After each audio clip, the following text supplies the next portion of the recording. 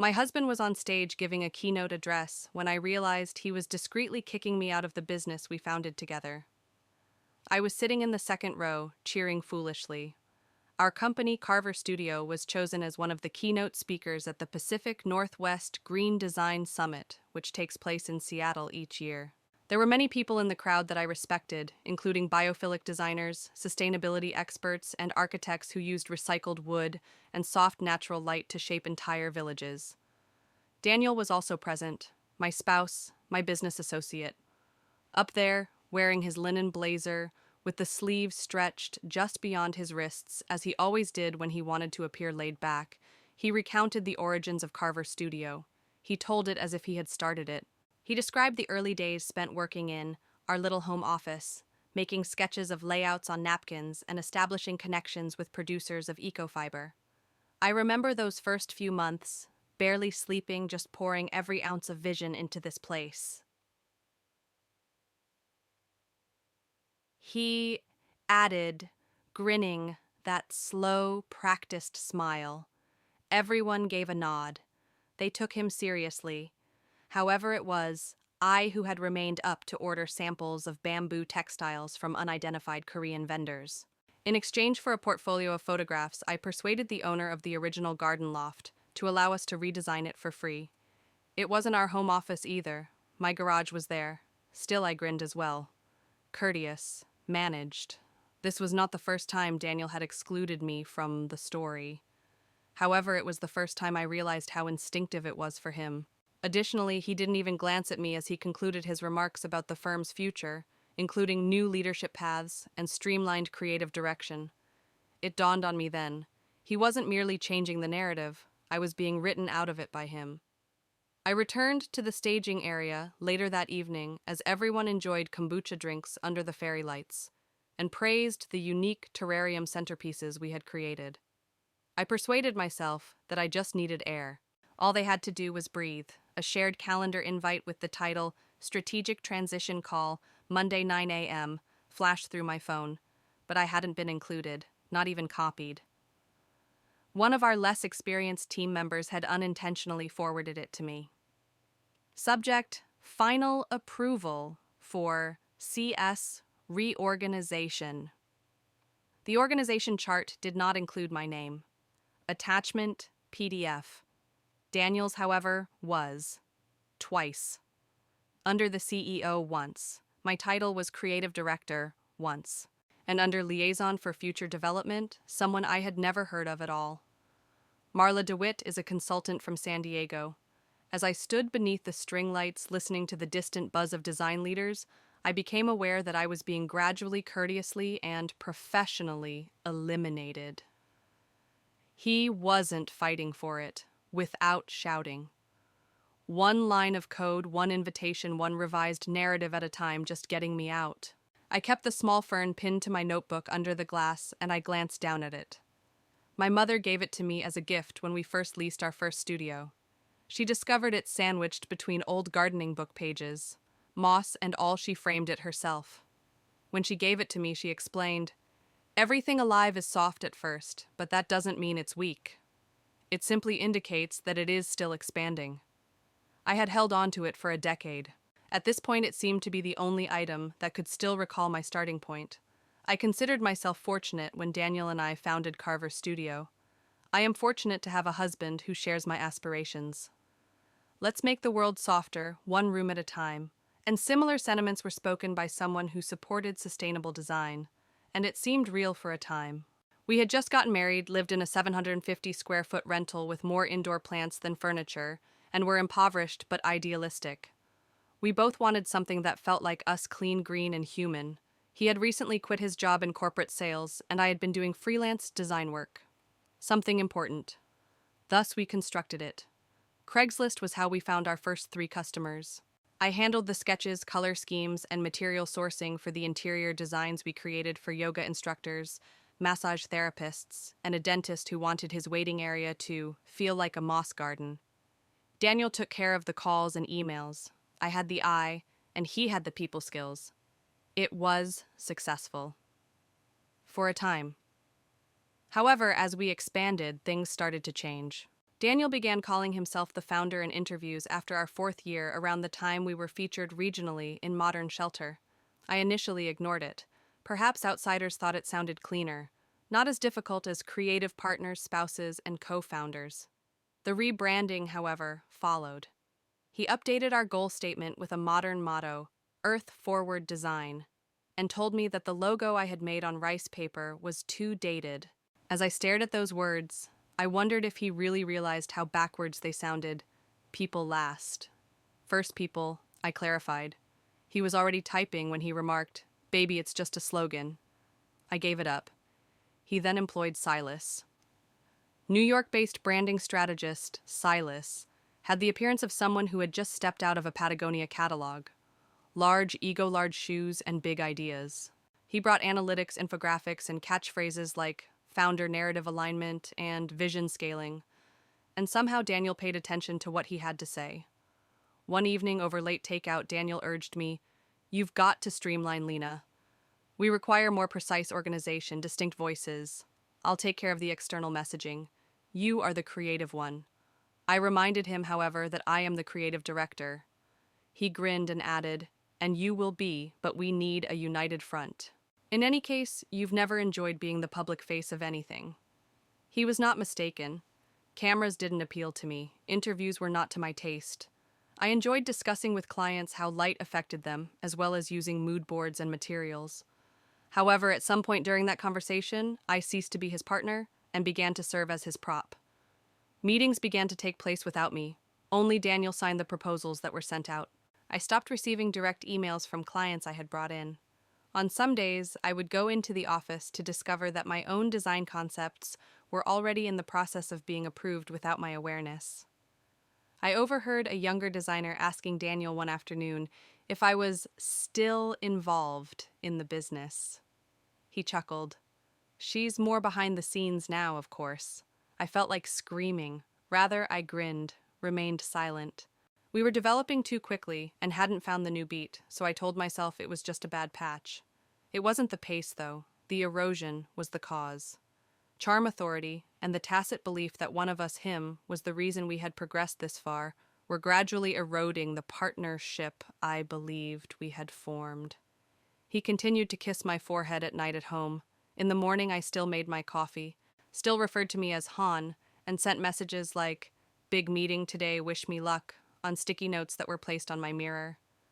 However, he no longer asked me to attend the meetings. He simply thought that I would support him and grin like I always did. And I did. Until the night I discovered a folder I shouldn't have seen when I accessed our shared Dropbox to upload a new design set. CS Next Phase Confidential was the label. I opened it by clicking. There were 2 documents in it. One was a presentation for potential investors that described the company's course without mentioning me at all. It named a team I didn't recognize and gave Daniel credit as the founder and creative strategist. A timeline was the other. Q2, reorganize the creative process. Q3, leadership rebranding.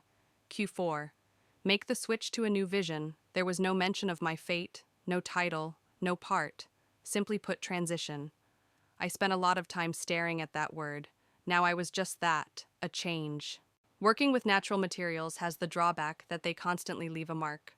You can sand and polish all you want, but pressed glass, especially ancient glass, retains fingerprints longer than you might think, and real wood has grain. That is how I discovered it. Daniel claimed to have been out of town for a few days. He left behind his laptop, which was unusual, and attended a networking retreat in Napa with a few promising investor leads. He carried it like a limb most of the time. However, he forgot it that week, or perhaps he didn't think I would approach it. After all, the subdued story he had been writing said that I was stepping back. I had no intention of spying. I promise I wasn't. For a customer meeting, I just wanted to update our example. Inventory paperwork. Normally, the file was kept on our shared Google Drive, but my iPad was unable to open it. I utilized his laptop using the same login that we had always used. Nothing sly. I then saw the following folder on the desktop, Echo House V3 exclusively internal. Our newest customer was Echo House. A network of upscale hotels is branching out into eco-retreats. 6 venues in 3 states each, with a unique interior motif but bound together by our natural immersion philosophy, were to make up our largest design project to date. It had been my entire design concept, including my pitch and sketches. I selected the folder. Concept boards and layout diagrams were included in PDF format, all recently dated. Each one bears Daniel's watermark, not mine, not ours. His. I got the source files open. My original work was not the only source of inspiration for them. They were my original creations that had been slightly modified, repackaged, and given Daniel's name. Every light research, each texture mock-up. Even my hand-drawn Sierra Lodge lobby plan, which featured salvaged wood beams in the shape of an open rib cage, had been revised, added to a presentation, and given to the Echo House project director via email, along with the following message: updated drafts. Personally carried out. He did more than simply take credit. He asserted that he was the author. However, I wasn't broken by that. It was the next thing I saw. His phone automatically synced a number of voice memos into a backup folder. He had that setting on, and I had no idea. He must have taken brief project notes with them, but he never erased them. On the most recent one, I clicked. The speaker crackled when the file opened. Marla is working hard to complete the reorganization pitch by the end of the month. Before then, we must gently remove Lena from the loop entirely. Perhaps give her a little task such as textiles for the Tahoe location. Something that doesn't affect the main deliverables yet appears official. The following one, according to Silas' perception, is crucial. Lena will appear in the background if we continue to highlight my concept in the investor meetings. In any case, most people believe the man in the room to be the founder.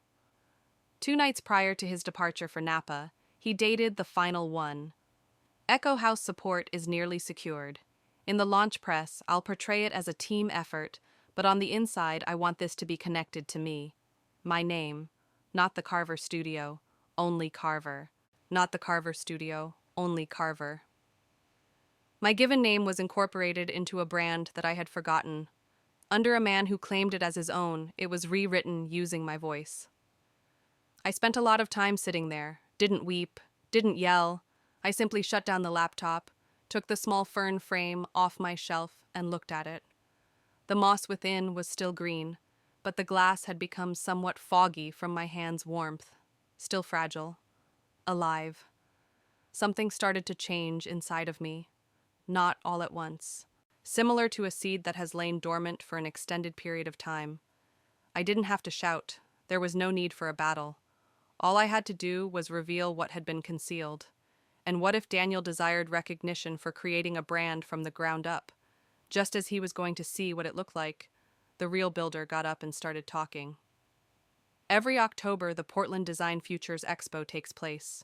It's a cool weekend filled with matcha samples, ethically sourced lanyards, and design panels held in bright conference rooms with a subtle cedar scent. Daniel would be speaking at a conference on sustainable immersion designing with the land not over it that Carver Studio had been invited to host. By themselves. In the program booklet, his headshot was featured next to a remark that I didn't compose, but immediately recognized. Design is the physicalization of memory. It was our mantra, he used to say. It was only his tagline now. However, I had no intention of confronting him. I had absolutely no intention of speaking. Not until the vendor lounge, where I met Teresa from Echo House.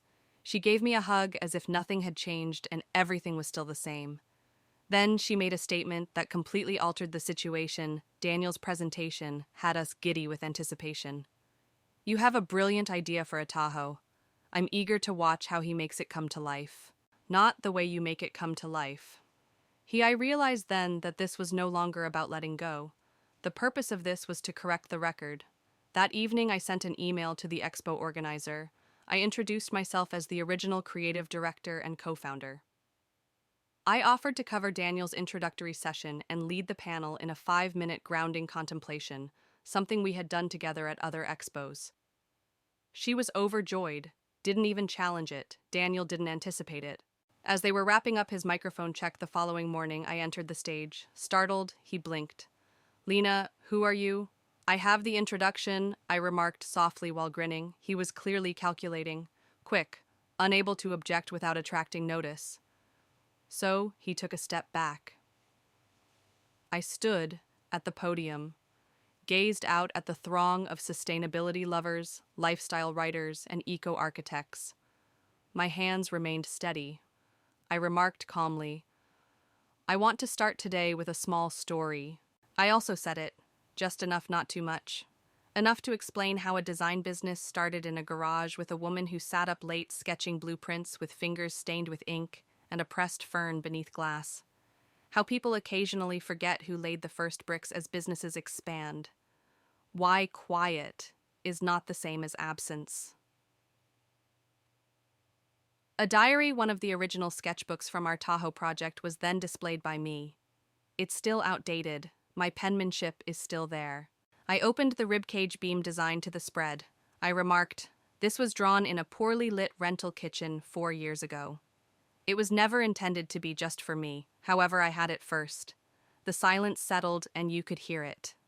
I then uttered the phrase that has since been used in a dozen videos that have been reposted, "You built the entire damn stage so you don't need to steal the show."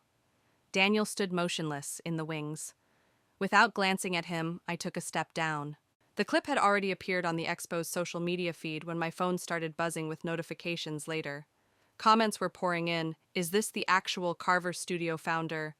Women need to share their own stories because of this." That line. In the afternoon, Echo House gave a call.